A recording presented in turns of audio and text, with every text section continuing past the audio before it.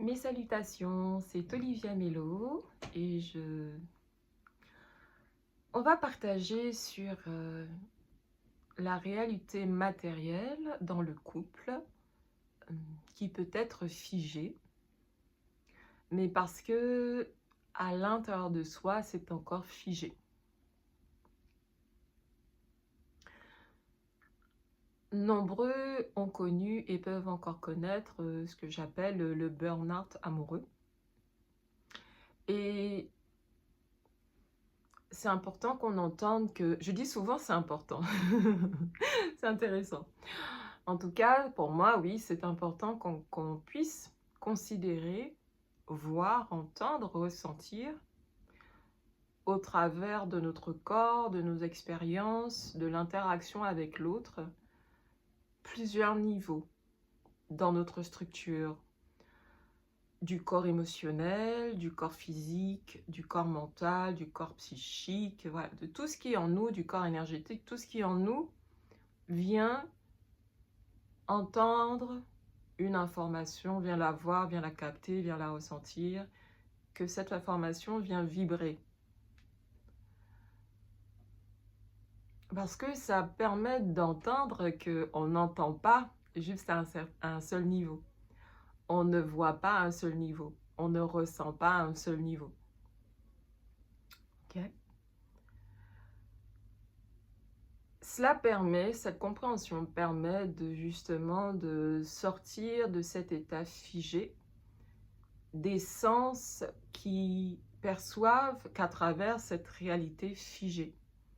Figée par tous les conditionnements, toutes les déceptions, toutes les croyances, tout ce qui est venu euh, s'implanter en soi, autour de soi, jusqu'à parasiter, brouiller le rapport à l'autre dans la relation de couple.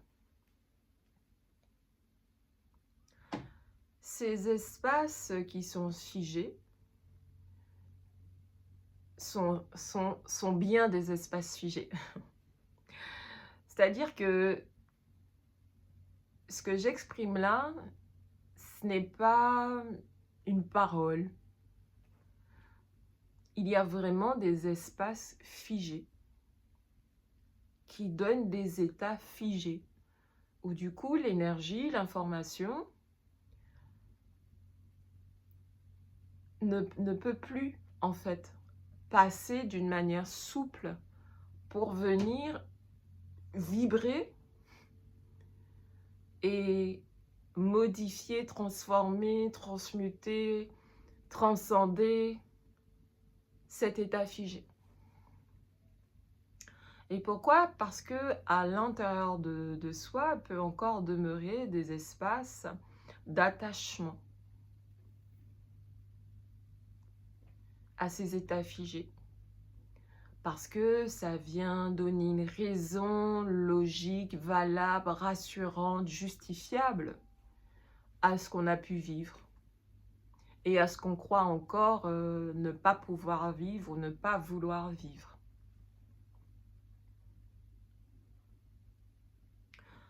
Universaliser notre conscience matérielle, notre conscience même du couple et du rapport au couple, invite à se défiger, à se défiger.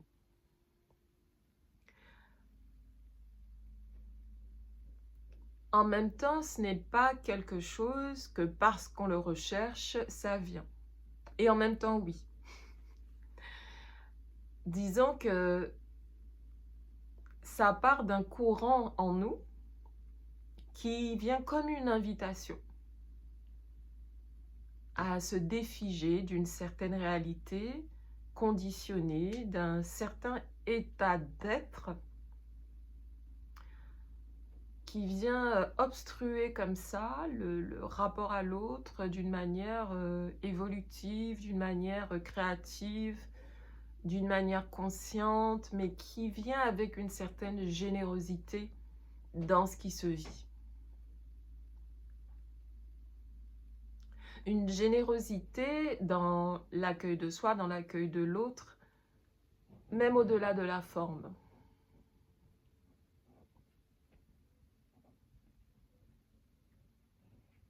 Une générosité de voir comment se traverse l'énergie qui vient là universaliser la matière figée.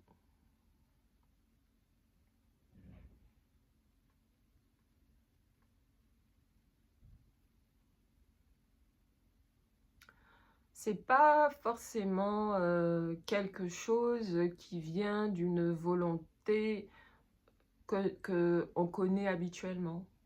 Une volonté, on va parler de motivation, d'une certaine adrénaline, d'un certain... voilà, c'est bien au-delà de ça. Parce que ce type de volonté, de motivation qui est poussée, orientée par l'adrénaline, par un certain courant d'énergie du connu, hein, où on est un peu dopé à l'espoir, au désespoir. Donc quand il y a cette polarité de l'espoir, là on se sent pousser des ailes et voilà, et vient après l'événement a priori qui va pas dans le sens de l'espoir qu'on avait mis, et là ça y est, vient le désespoir. Et ça tourne comme ça dans la relation, dans les attentes, etc. Où on se dit, ben, je n'ai plus aucune attente, et puis je vois ce que ça donne. Mais là aussi, c'est correct, et en même temps, ça peut venir troubler néanmoins cette intention de départ qui est de voir et de laisser venir. Parce que là, il peut y avoir un état justement figé derrière qui va reprendre cette intention-là en donnant quelqu'un qui va y aller, mais sans volonté justement. Sans volonté de vivre ce que ça sait à l'intérieur que ça a envie de vivre. C'est-à-dire la sérénité, la paix, l'harmonie dans le couple, dans le rapport à l'autre. Donc derrière, ben je laisse venir les choses.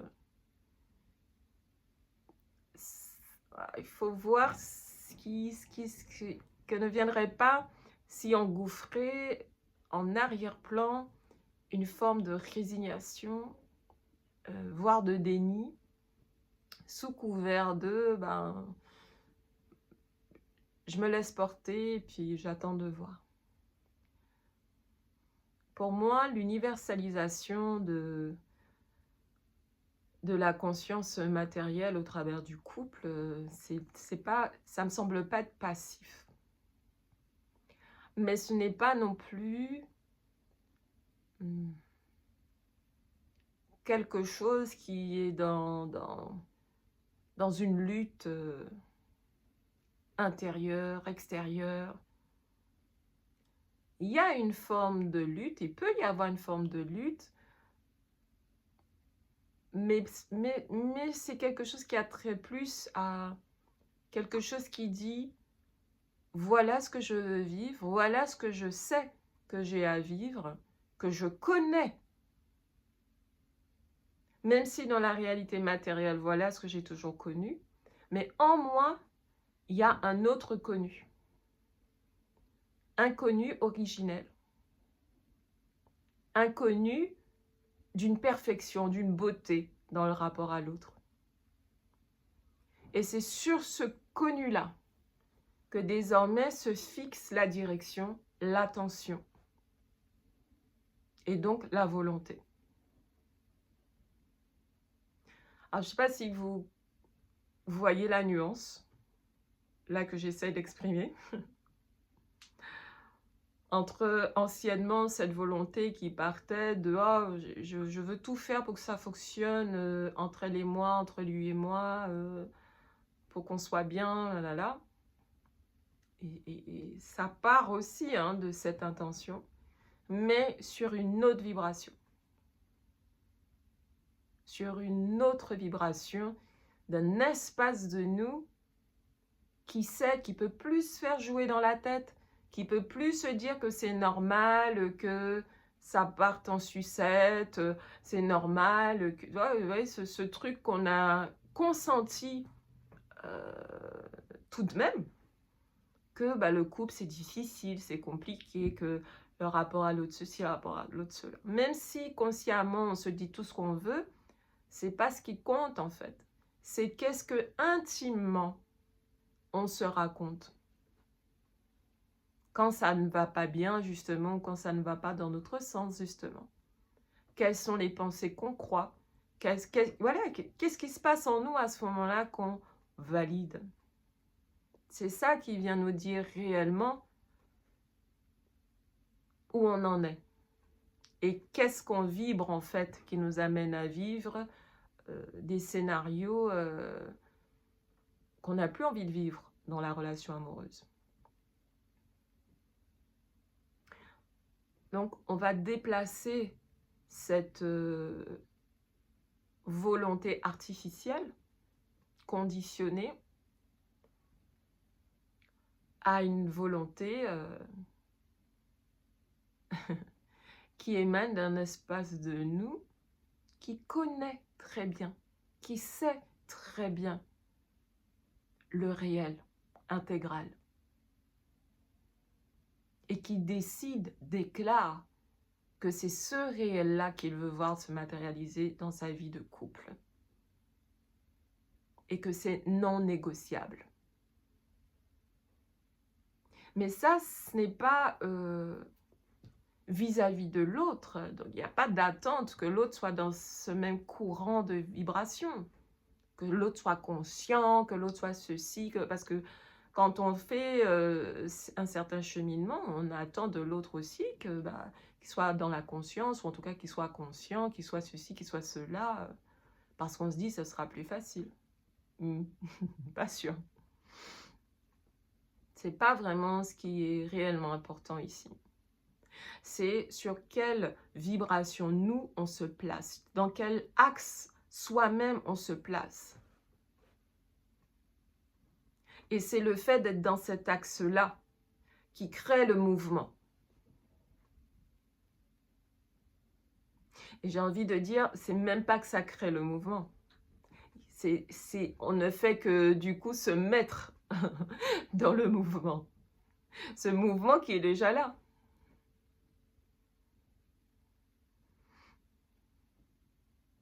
Parce que si ce mouvement n'était pas déjà là, on n'aurait même pas l'idée de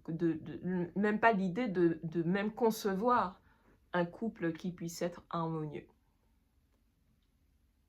Un couple qui soit le résultat de ce qui nous convienne à tous les deux dans cette vision d'harmonie, de rapport d'égal à égal, où on en a fini avec les jeux de miroir, des blessures, patati et patata.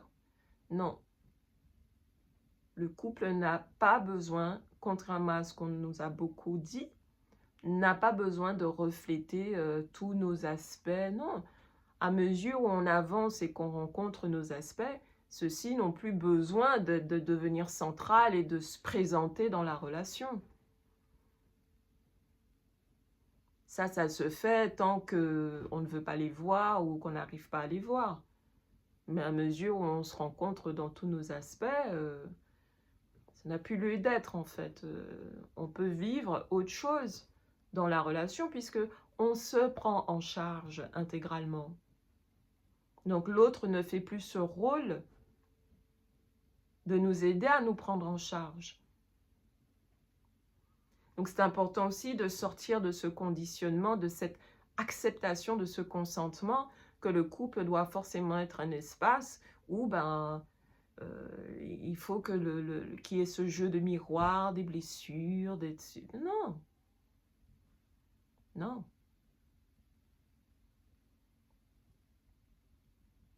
Le couple harmonieux devrait être un espace où la beauté, la beauté, la perfection de l'intégrale, du rayon intégral, du principe intégral, eh bien, est, point.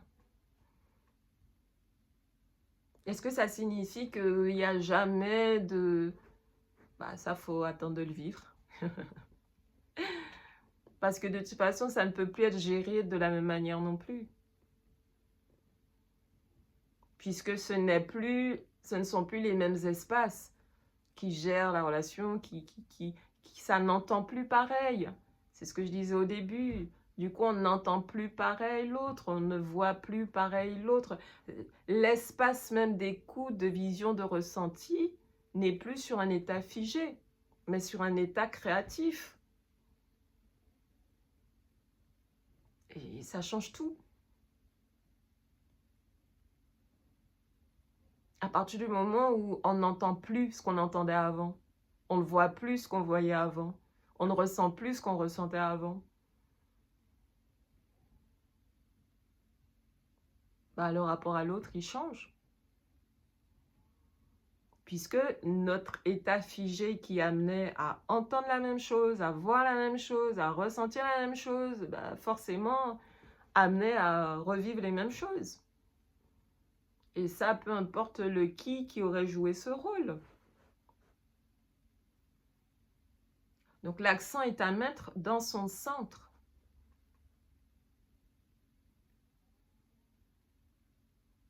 Dans son centre.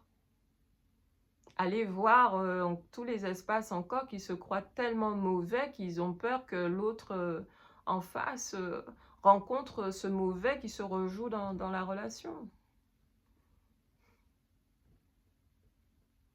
On n'a pas encore intégré le beau, c'est pour ça. Ouais.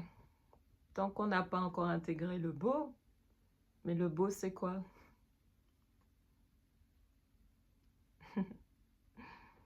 Voilà, ça c'est chacun qui doit aller rencontrer ce qui pour lui signifie le beau.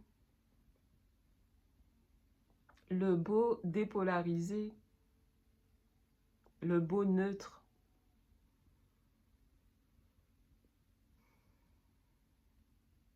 À partir de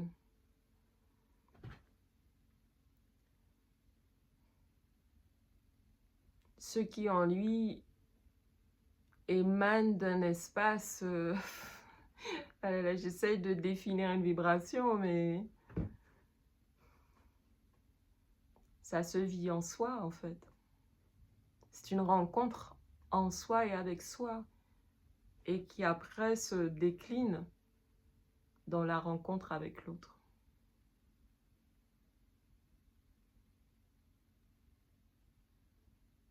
Dans une perfection, mais qui n'est pas une perfection comme on a toujours étiqueté la perfection.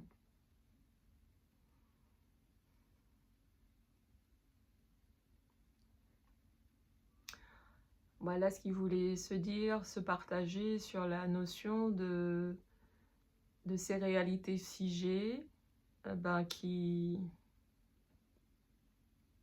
sont en cours de se défiger pour un bon nombre. Hein.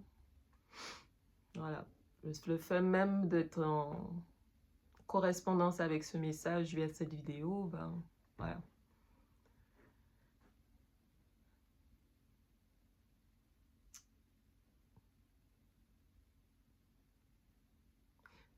J'ai envie de dire qu'il n'y a rien à faire, et en même temps, il y a tout à faire. C'est beau, ça. Ce mix entre le rien et le tout, et dans ce rien et ce tout, eh bien, c'est de trouver son centre, son axe. C'est toujours ça, en fait, qui est essentiel. Se respirer. Pour mieux respirer avec l'autre. C'était Olivia Mello, au plaisir, à très bientôt.